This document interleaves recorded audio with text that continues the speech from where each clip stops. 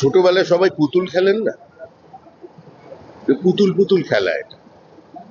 ওই মুফিকুল ইসলাম যে নাম বলছেন, উনি তো মুখ্যমন্ত্রীর মঞ্চে ছিলেন।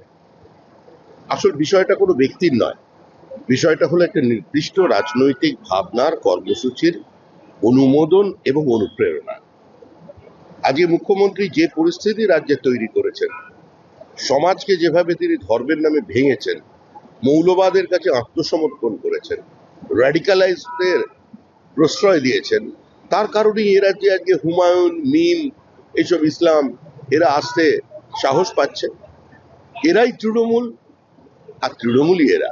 আর এখানে তো প্রশাসন বলে কিছু নেই, তো স্বাভাবিকভাবেই তৃণমূলের একজন একনিষ্ঠ কর্মী যে দায়িত্ব নিয়ে তৃণমূলের এই কর্মসূচি রূপায়িত করেছিল, মালদায় পথ অবরোধ করেছিল, বিচারপতিদের আটকে রেখেছিল, তো তার সঙ্গে পুলিশ হাসি মুখে ছবি তুলবেই। কিন্তু পুলিশও কোনো অন্যায় করে না, এটাই পশ্চিমবঙ্গের বাস্তব চিত্র। কিন্তু এখন নির্বাচন কমিশনের দেখা উচিত যে তারা কি করবেন।